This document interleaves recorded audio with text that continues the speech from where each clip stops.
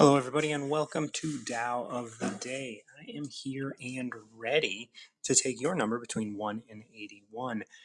Here we talk about the Tao Te Ching. The Tao Te Ching is an ancient text written about 600 BCE when a lot of scholars really kind of agree that that was about the same time that the Old Testament was written. And so I actually have been translating or creating a translation of the Tao myself through the translations that I've been looking at. I got the first 15 done, or at least in a place where I'm okay with sharing them.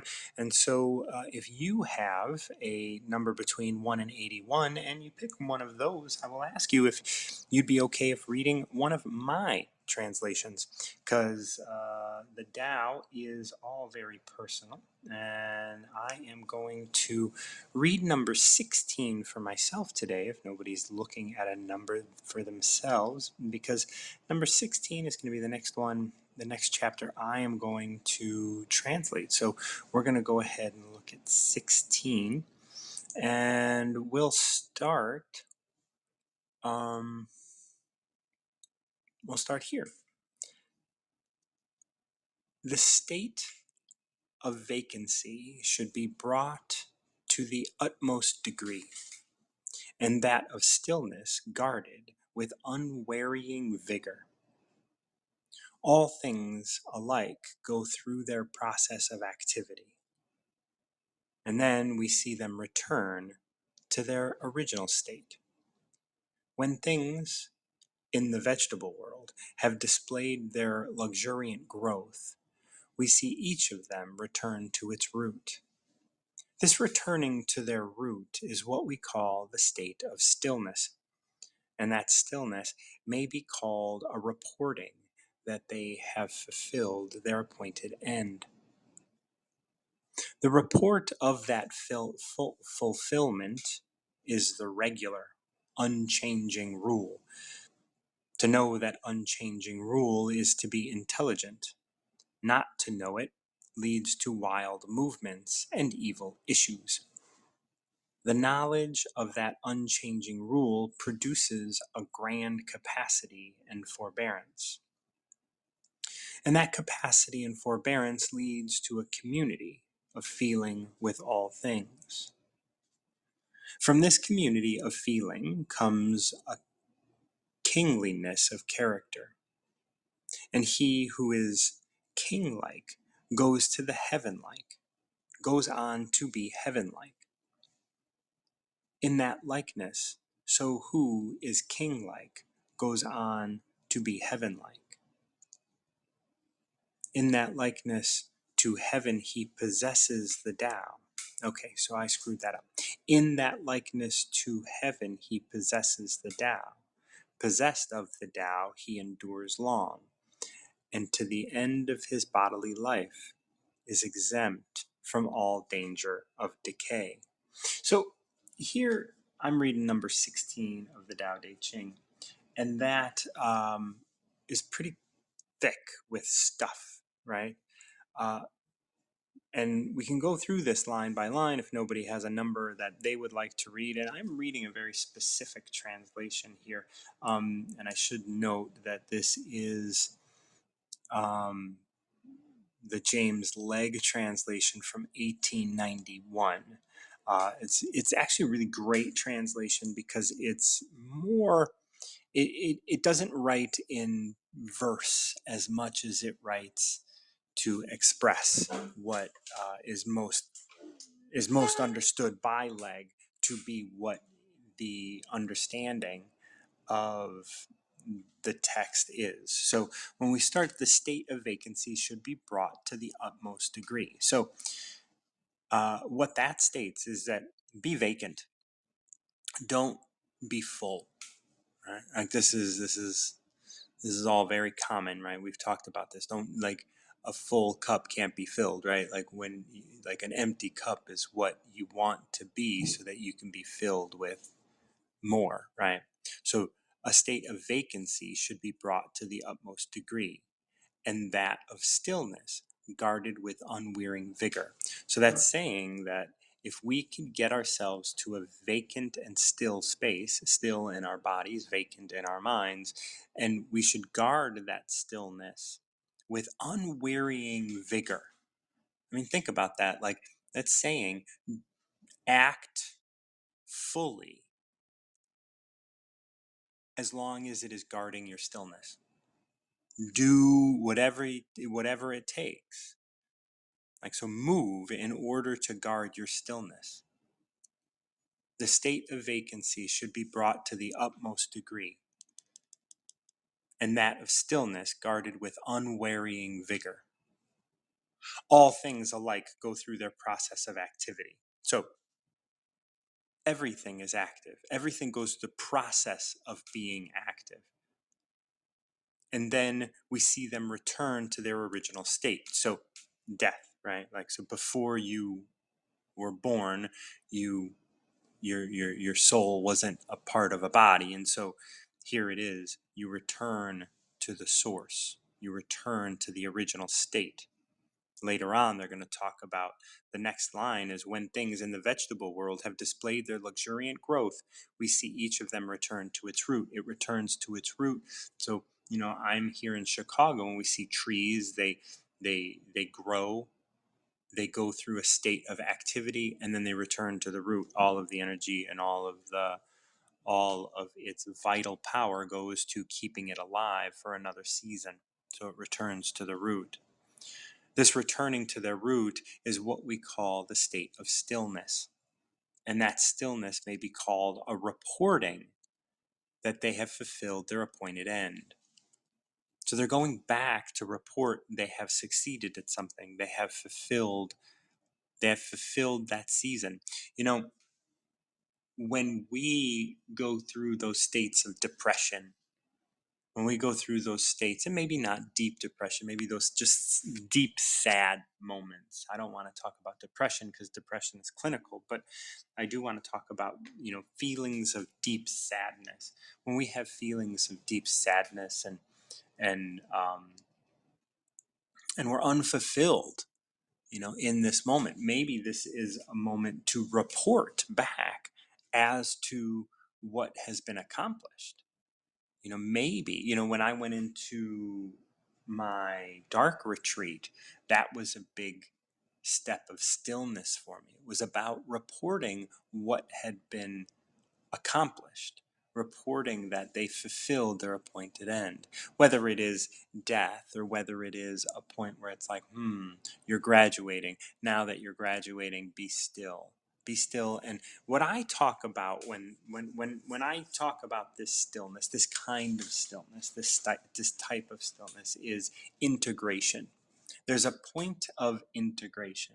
There is a point in which you are integrating that which you learned into that which is constantly contributing, right? And so there are times where you're going to be really enamored with a certain program or a certain style of learning or a certain subject, and then that subject is going to maybe just take a back seat. But when it takes a back seat, you may find yourself at a loss. And when you are at a loss to what to do or what to do next or whatever, as artists, if you're an artist, we do this a lot. We'll go through a certain phase of painting or phase of making, and then we'll need a rest. And that rest is returning to the root. That rest is what we're talking about here as as we talk about things return to their original state. Your original state is stillness. So all things alike go through their process of activity and then return to their original state. After going through their process of activity, they return to stillness. So you may be active, making stuff as an artist, making a certain body of work. That body of work, you have a show. After that show, you're still, and you don't know if there's anything left. You don't know if there's any creativity left within you. But you have to be still in that. You have to, because if you were to act when you needed to be still, you may very well find yourself aloof and lost.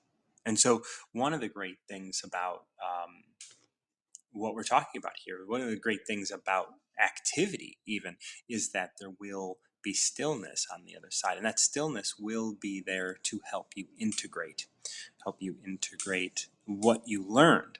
Because so often, I mean, I even say this to Andy, the love of my life, as we, traverse our relationship. I always say, look, like, there needs to be stillness so that we can learn about each other. I can't, I don't learn in the way that most people learn, in terms of, like, tell me something and I hold on to that information. Actually, I don't hold on to much information at all. The way I process information, the way I learn, is by integration. And it's that stillness after an event, after a moment when I am active. After that moment, I get to be still. And that stillness is what teaches me. The stillness is where I learn. And I could not write you a report on what it was I learned, but something was learned. And I know that that stillness is a big part of the process of learning. Now we're going to talk about that report. The report of that fulfillment is the regular unchanging rule. That's the thing, the report, the going back and being still, the integration, the integrating is the regular unchanging rule. Go ahead and act, and then integrate, whatever it is. Act, integrate. Now, a lot of people go out and think they know what to do, so they go out, act, and they act again, and they act again, and they act again, and they never integrate and learn. Do you like that you do this? One of the questions that I tell my clients to ask all the time. Do you like that you're doing this? To know that unchanging rule is to be intelligent. Not knowing it leads to wild movements and evil issues. Think about that. To know that unchanging rule, to know that you are going to integrate, is to be intelligent. Not to know that integration is important leads to wild movements and evil issues. Why is that? Because you're grasping. You're not being present. You're grasping in a way that you're trying to continue moving on a path that is no longer in front of you. Right? So if as an artist we make something, and then we need to integrate that, having made that which we have just made, to know that unchanging rule is intelligent. If we don't know that we have to do that, then we might think immediately, oh, I'm out of ideas. Oh, I'm still. Oh, I don't have this within me. Right? And I don't know what to do next. So because we don't know what to do, we have wild movements and evil issues. I don't know exactly how I want to translate that evil issues line, but it's there. And evil issues could be pacifiers, right? Evil issues could be, I don't know what to do, so I'm going to escape.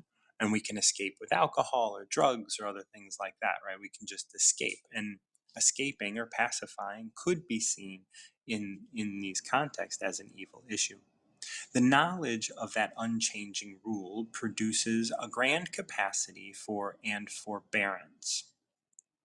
And that capacity and forbearance leads to a community of feeling with all, it leads to a community of feeling with all things. I want to look up the word forbearance.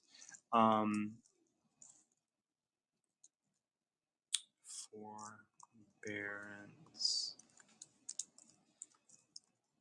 And the reason I'm looking it up is because I mean, patient, self-control, restraint, and tolerant.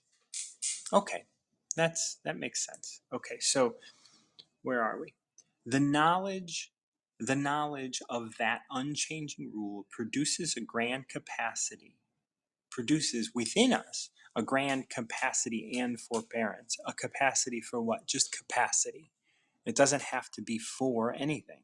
There is a capacity within us, and that capacity goes in line, and that capacity to be tolerant, maybe we can talk about it as that, right? The capacity to accept and the capacity of tolerance and forbearance. And that capacity and forbearance leads to a community of feeling with all things, leads to being able to commune with all things, being able to be present with all things. You're able to be present with all things because you are part of all things and you recognize the importance of integration. So you get to integrate as well. So everything is integrating together. From this community of feeling comes a kingliness of character. And he who is king-like goes on to be heaven-like. In that likeness, heaven, in that likeness to heaven, he possesses the Tao. Possessed of the Tao, he endures long, and to the end of his bodily life is exempt from all danger of decay. And to the end of his bodily life is exempt from all dangers of decay. Why? Because he is possessed of the Tao. And he is possessed of the Tao because he is heaven-like. He is heaven-like because he is king-like. He is king-like because he can commune. He has a community of feeling with all things. All things he feels in community with. He's able to feel in community with all things, so he can be king. Because he can be king, he can enter heaven. Because he can enter heaven, he possesses the Tao. Because he possesses the Tao, his body is exempt from all danger of decay, because that starts with your mind, right? If you're afraid of dying, then death is a fearful thing. Otherwise, you are present within all things, and your body won't decay.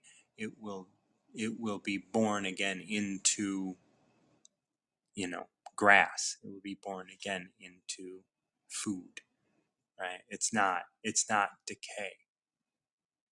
And I mean, we can also look at, those monks that died hundreds of years ago, right? And they're still sitting without decaying. They're not decaying because they're meditating. They're meditating. Their body was in a state of meditation when they died, so they will not decay. So these are the things that 16 is talking about. I'm intrigued as to what 16 looks like from Stephen Mitchell after reading that. Empty your mind of all thoughts, let your heart be at peace. Watch the turmoil of beings, but contemplate their return. Each separate being in the universe returns to the common source. Returning to the source is serenity. That's returning to the root, as this one was speaking. If you don't realize the source, you stumble in confusion and sorrow. When you realize where you come from, you naturally become tolerant, disinterested, amused, kind-hearted as a grandmother, dignified as a king. Immersed in the wonder of the Tao, you can deal with whatever life brings you, and when death comes, you are ready. And that's the point about the decay. It's not decay if you're not running from it. If you don't look at it, because decay, once again, if we look at the early chapters of the Tao, talking about like the difference between when you name something. Once you name something, you create it, and you also create its opposite. And so when you don't look at decay as decay, then like you've died and now you've become food for the earth and animals, rather than you've died and now you will decay. Your body won't decay. It will become useful. It will elevate. It will not. Nothing changes for the worse. Everything gets better. Thank you so much for joining me for Tao of the Day. Today we covered 16 as I'm continuing to translate these for my collection. If you're interested in that, it should be out in a couple weeks. I thank you all for joining me for Tao of the Day. And if you're interested in the Recover Yourself workshop, or I have a book of quotes of mine, which would help you move into a direction of recovering yourself. You can check that out on my website, martinjohn.com. And yeah, thank you so much. And until next time, keep recovering yourself.